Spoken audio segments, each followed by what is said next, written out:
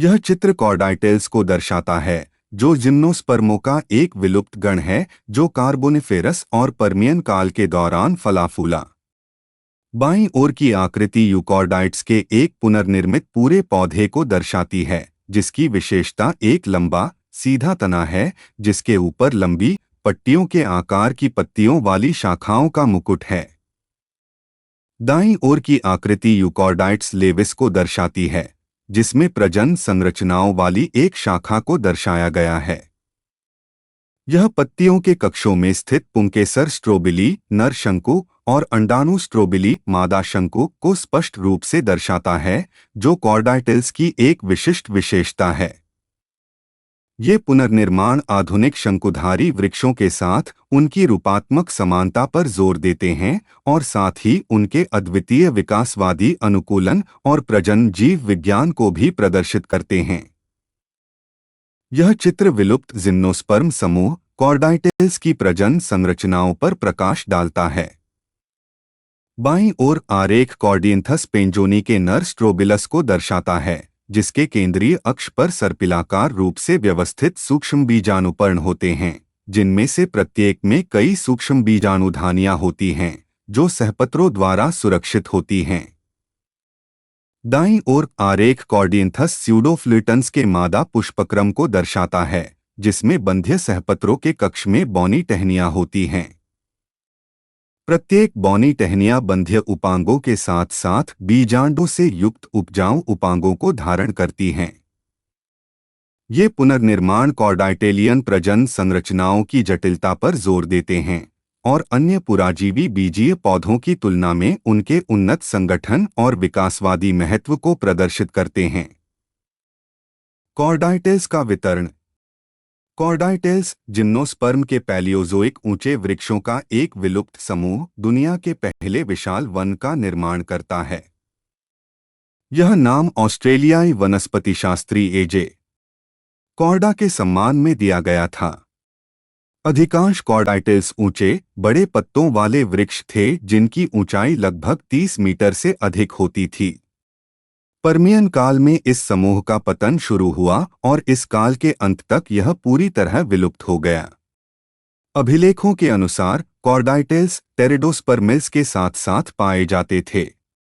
कॉर्डाइटेल्स जीवाश्मों की रिपोर्ट उत्तर और दक्षिण अमेरिका, यूरोप, चीन, रूसिया, भारत, ऑस्ट्रेलिया और अफ्रीका से प्राप्त हुई है, जो डेवोनियन और पर्मियन के दौरान विश्वव्यापी उपस्थिति का संकेत देते हैं। कॉर्डाइटेल्स पत्तियों, बीजों और अश्मीकृत काष्ठों के छापों या संपीड़न के रूप में पाए जाते हैं। भारत में एकमात्र कॉर्डाइटेसी परिवार के प्रतिनिधि पाए गए हैं। पोरोक्सिएसी के किसी भी सदस्य की सूचना नहीं दी गई है। भारत में कॉर्डेटेसी का प्रतिनिधित्व निचली गोंडवाना संरचनाओं में किया जाता है। कॉर्डाइकार्पस, डोडोक्सिलॉन, नोएगेराथियोप्सिस और समारोप्सिस भारत से रिपोर्ट की गई कॉर्डाइटेलियन प्रजाति हैं। कॉर्डाइटेल्स की विशिष्ट विशेषताएं। जीवाश्म पौधों के इस समूह में पतले तने वाले ऊंचे पेड़ और कई अच्छी तरह से विकसित शाखाओं का मुकुट था। पैलियोजोइक युग के डेवोनियन से पर्मियन काल तक मौजूद थे। 3 पत्तियां सरल, सर्पिलाकार और पट्टा के आकार की, घास जैसी या चप्पू जैसी थीं। 4 पत्तियों की लंबाई 1 मीटर या उससे भी अधिक होती थी तथा उनमें समानांतर शिराविन्यास होता था। 5 प्राथमिक लकड़ी बहुत कम मात्रा में मौजूद थी। 6 परिपक्व तनों में द्वितीयक लकड़ी अधिकतर पाइकनोक्सिलिक होती थी। 7 संयुक्त एकलिंगी शंकु उपस्थित थे। 8 प्रत्येक संयुक्त शंकु में एक मुख्य अक्ष होता था, जिसमें द्वितीयक उपजाऊ प्ररोह होते थे, जिनमें उपजाऊ और बंध्य उपांग होते थे। 9 मेगास्ट्रोबिली में नीचे बंध्य उपांग होते थे और ऊपर बीजांडयुक्त उपजाऊ उपांग होते थे। 10 प्रत्येक मादा उपजाऊ उपांग पर 1 से 4 बीजांड मौजूद थे। 11 माइक्रोस्ट्रोबिली में नीचे बंध्य उपांग होते थे और ऊपर उपजाऊ उपांगों से युक्त परागकोश होता था। 12 प्रत्येक नर उपजाऊ उपांग पर 4 से 6 अंतिम परागकोश मौजूद थे। 13 शुक्राणुओं की सूचना नहीं मिली है, लेकिन पराग कक्षों की उपस्थिति से पता चलता है कि गतिशील शुक्राणुओं का निर्माण हुआ होगा। कॉर्डाइटल्स का वर्गीकरण। स्कॉट 1923 ने कॉर्डेटल्स को निम्नलिखित 3 परिवारों में विभाजित किया। 1 कॉर्डाइटी जैसे कॉर्डाइट, मेसोक्सिलॉन आदि। 2 पोरोक्सिलिए उदाहरणार्थ पोरोक्सिलीन। 3 पिटिए जैसे पिटीस, कैलिक्सिलॉन, डैडॉक्सिलॉन। चेम्बरलेन 1935 ने 3 परिवारों को पोरोक्सिलेसी, पिटियासी और कॉर्डेटेसी नाम दिया। स्पोर ने 1965 ने कॉर्डेटल्स को निम्नलिखित 2 परिवारों में वर्गीकृत किया। 1 कॉर्डाइटेसी उदाहरण के लिए कॉर्डाइटेस पत्तियां, मेसोक्सिलॉन तना, एमिलॉन जड़े, कॉर्डिंथस शंकु, कॉर्डियोकार्पस बीज। 2 पोरोक्सिलेसी उदाहरणार्थ पोरोक्सिलोन तना, रैप्डोस्पर्मम बीज। बाह्य आकृति विज्ञान। कॉर्डाइटेसी बहुतायत से विकसित हुए और ऊंचे वृक्षों के विशाल वनों का निर्माण किया। इनके पौधे 30 मीटर से भी अधिक ऊंचे होते थे। इनकी शाखाएं अंत में फैली हुई और सर्पिलाकार रूप से व्यवस्थित होती थीं, जिन पर पत्तियों के गुच्छे लगे होते थे। चित्र 9.1। पत्तियां बड़ी, चमड़े जैसी, घास जैसी या चप्पू के आकार की होती थीं और लगभग 1 मीटर लंबी और लगभग 15 सेंटीमीटर चौड़ी होती थीं। चित्र 9.2। हालांकि ये साइकैड्स की तुलना में छोटी होती थीं। कुछ सदस्यों में छोटी सुईनुमा पत्तियां भी होती थीं। पत्तियों में द्विभाजी शिराविन्यास होता था। कॉर्डेटेसी के कई सदस्यों की पत्तियां आकार में अत्यधिक परिवर्तनशील थीं और उन्हें एक रूप जीनस कॉर्डाइट्स के अंतर्गत रखा गया था। यही नाम अब तने के साथ साथ पूरे पौधे को भी दिया जाता है। कॉर्डेटेसी के कुछ अन्य स्टेम जीनरा में मेसोक्सिलॉन, मेटाकॉर्डाइट्स, पैरापिटिस, कैनोक्सिलॉन, मेसोपिटिस, कॉर्डेक्लाडस और आर्टिसिया शामिल हैं। एमाइलॉन एक मूल जीन है, जबकि कॉर्डियंथस शंकु या पुष्पक्रम को दिया गया एक नाम है। बीजों को कार्डियोकार्पस, मिट्रोस्पर्मम और कामारास्पर्मम जैसे फॉर्मजीनरा के अंतर्गत वर्णित किया गया है। क्रिडलैंड 1964 ने एक कॉर्डाइटियन पौधे का अध्ययन और पुनर्निर्माण किया। उनके अनुसार ये पौधे लगभग 5 मीटर ऊंचे थे और इनकी जड़ें मैंग्रोव पौधों जैसी ही थीं। इन अध्ययनों से पता चलता है कि कॉर्डाइट्स का निवास स्थान समुद्र तट के किनारे दलदलों में था। यह चित्र कॉर्डाइटल्स की शारीरिक संरचना को दर्शाता है, जिसमें तने और पत्ती के संगठन पर जोर दिया गया है। बाईं ओर कॉर्डाइटल्स तने का एक अनुप्रस्थ काट इसके प्राथमिक ऊतकों को दर्शाता है। Epidermis, cortex, cork cambium, phloem, द्वितीयक काष्ठ और केंद्रीय मज्जा। सुविकसित द्वितीयक जाइलम और पत्ती के अवशेषों की उपस्थिति आधुनिक जिम्नोस्पर्मों से इसकी समानता को उजागर करती है। दाईं ओर कॉर्डाइटल्स एंगुलोस्ट्रेटस पत्ती का एक अनुप्रस्थ काट मध्यशिरा ऊतक, प्रोटॉक्साइलम युक्त संवहनी बंडल, अभिकेंद्रीय और अपकेंद्रीय मेटाजाइलम, फ्लोएम और एक विशिष्ट बंडल आवरण प्रदर्शित करता है। मोटी भित्ति वाली पसलियां और संयोजी कोशिकाएं शुष्कपादप अनुकूलन को दर्शाती हैं। ये संरचनाएं कॉर्डाइटल्स के विकासवादी विकास और पारिस्थितिक अनुकूलन को दर्शाती हैं। कॉर्डेटेसी की शारीरिक रचना। 1 तना। तना चित्र 9.3 शंकुधारी वृक्षों से काफी मिलता जुलता था।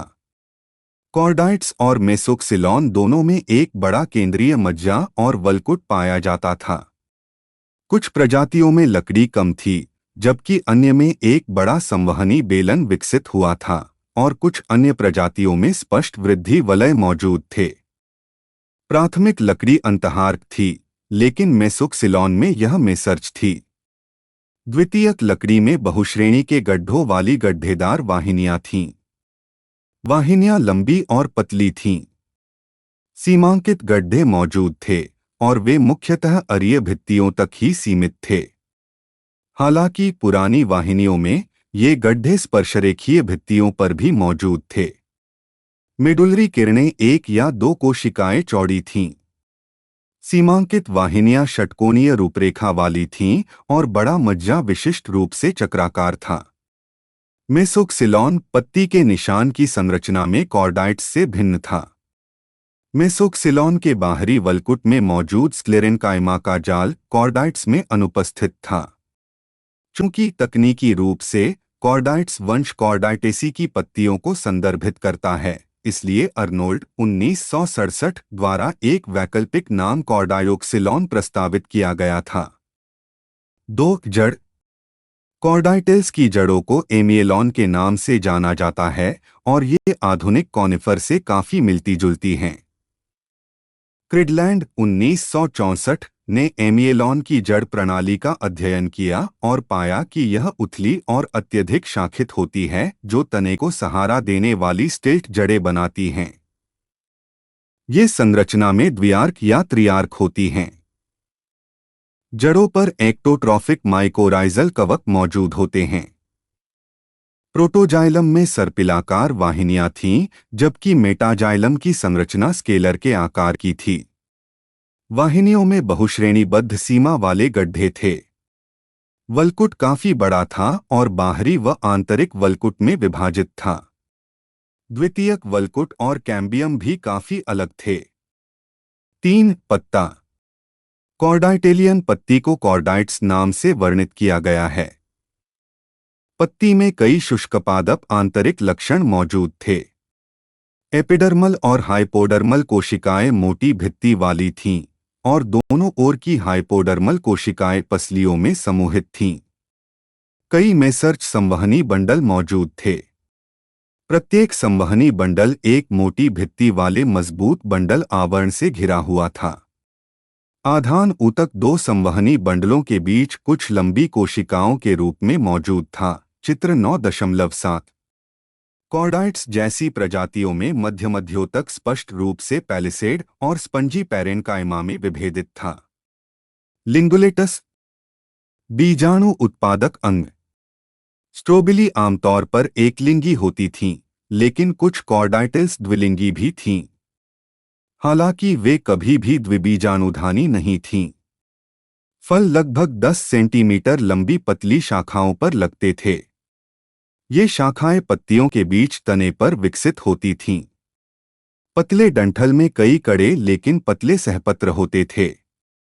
प्रत्येक सहपत्र के अक्ष के भीतर एक छोटी कली जैसा स्ट्रोबिलस मौजूद था। सहपत्र संभवतः सर्पिलाकार रूप में व्यवस्थित थे। प्रत्येक स्ट्रोबिलस की लंबाई लगभग 1 सेंटीमीटर थी।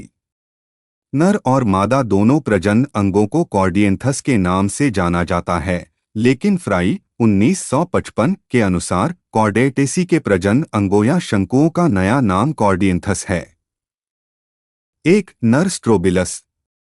इसमें एक मोटी केंद्रीय धुरी होती थी, जिसमें कई सर्पिलाकार व्यवस्थित सहपत्र और कुछ लघुबीजाणुपर्ण होते थे।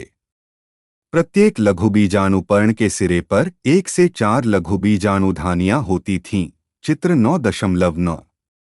ये बीजाणुधानियां संभवतः अनुदैर्घ्य रूप से विखंडित होती थीं। नर स्ट्रोबिलस के 3 सुअध्ययनित रूपों में कॉर्डियंथस शामिल है। कॉन्सिनस सी पेंजोनी चित्र 9.9 और सी सैपोर्टैनस। कॉर्डियंथस पेंजोनी। एलेस नर स्ट्रोबिलस। लघुबीजाणुधानी की दीवार संभवतः केवल एक कोशिकीय मोटी थी और इसमें कई लघुबीजाणु घिरे हुए थे। टेलर और टेलर 1987 ने कॉर्डाइटेल्स के पराग कणों की संरचना का अध्ययन किया। उनके अनुसार ये कण एकाकी या एकाकी से लेकर त्रिक तक हो सकते हैं। वे मोनोसैकेट होते हैं, जिनमें दूरस्थ और समीपस्थ दोनों ध्रुवों पर सैकस जुड़ा होता है। कॉर्डाइट्स के नर प्रजनन अंगों की अलग अलग व्याख्याएं रेनॉल्ट 1889, फ्लोरिन 1951 और टेलर 1973 द्वारा दी गई हैं। 2 मादा स्ट्रोबिलस। नर स्ट्रोबिलस की तरह मादा स्ट्रोबिलस में भी एक मोटी धुरी होती थी, जिस पर बड़ी संख्या में सर्पिलाकार रूप से व्यवस्थित सहपत्र होते थे। सहपत्रों की संख्या नर स्ट्रोबिलस की तुलना में अधिक होती थी। कॉर्डियंथस स्यूडोफ्लूटन्स में कुछ लंबे और द्विभाजित शाखित उपजाऊ मेगास्पोरोफिल पाए गए। चित्र 9.10। प्रत्येक मेगास्पोरोफिल के शीर्ष पर दो या अधिक बीजांड मौजूद थे। कॉर्डियंथस में विलियमसनई में प्रत्येक उपजाऊ उपांग पर एक एकल बीजांड उपस्थित था। चित्र 9.11। बीजांड द्विबीजपत्री था और अध्यावरण निचले भाग में मुक्त थे, लेकिन ऊपर से जुड़े हुए थे। बीजांड का बीजांडकोश पूरी तरह से अध्यावरण से मुक्त था। एक बड़े पराग कक्ष वाली एक प्रमुख चोंच भी उपस्थित थी। कॉर्डियंथस जिलेरी मेगास्पोरोफिल के आकार, कार्यशील मेगास्पोरोफिल की संख्या, द्विभाजन और प्रत्येक स्ट्रोबिलस में बीजांड की कुल संख्या में सी स्यूडोफ्लूटन्स से भिन्न थे। 3 नर गैमेटोफाइट। कॉर्डाइटेलियन सदस्यों के नर युग्मकोद्भिद के बारे में ज्यादा जानकारी उपलब्ध नहीं है। केवल बीजांड कोशिका का ऊपरी भाग ही नर युग्मकोद्भिद का कुछ चित्र प्रस्तुत करता है। आंतरिक संरचना बहुकोशिकीय थी और परिपक्व परागकण माइक्रोपाइलर नलिका में मौजूद थे। हालांकि यह निश्चित नहीं किया जा सका कि बहुकोशिकीय क्षेत्र की कोशिकाएं वानस्पतिक प्रकृति की थीं या शुक्राणुजन्य। संभवतः परागकणों में वानस्पतिक और शुक्राणुजन्य दोनों ऊतक मौजूद थे। 4 मादा गैमेटोफाइट और भ्रूण। मादा युग्मकोद्भिद और भ्रूण की संरचना के बारे में ज्यादा जानकारी उपलब्ध नहीं है। हालांकि एंड्रयूज और फ्लिक्स 1952 ने कार्डियोकार्पस में कुछ बीजों में अच्छी तरह से संरक्षित मादा युग्मकोद्भिद देखा। कुछ नमूनों में उन्होंने आर्केगोनिया भी देखा। ऐसे नमूनों में लंबे युग्मकोद्भिद में केवल 2 आर्केगोनिया थे, जिनमें से प्रत्येक में भ्रूणपोष का चोंच जैसा उभार दिखाई देता है। आयोवा, अमेरिका के कोयला गेंदों से कॉर्डाइटल्स के भ्रूण की रिपोर्ट की, और यदि उनके अवलोकन वास्तव में कॉर्डाइटेलियन थे तो यह संभवतः अब तक पहचाना गया पहला पैलियोजोइक भ्रूण है।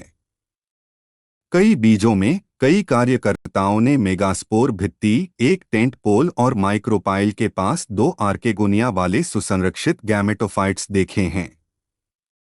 बैक्स्टर 1964 ने कार्डियोकार्पस स्पाइनलस के बीजांड में स्टार्च के कणों की भी सूचना दी है। 5 बीज। ऐसा माना जाता है कि कॉर्डिंथस प्रकार के स्ट्रोबिली में कार्डियोकार्पस, कॉर्डाइकार्पस समारोप्सिस नामक बीज होते थे। मिट्रोस्पर्मम और कामारोस्पर्मम कॉर्डेटेसी के अन्य 2 बीजवंश हैं। बीज हृदयाकार, द्विपार्श्व सममित और क्रेसिनुसेलेट होते थे। केंद्रीय बीजांडकाय एक 2-परतीय आवरण से घिरा हुआ था, जिसकी बाहरी परत संभवतः एक पंख के रूप में फैली हुई थी। कार्डियोकार्पस में स्पिनेटस के बीज बड़े थे और 5 अलग-अलग परतों से घिरे थे, जिनमें सार्कोटेस्टा और स्क्लेरोटेस्टा की 2-2 परतें और एंडोटेस्टा की एक परत शामिल थी।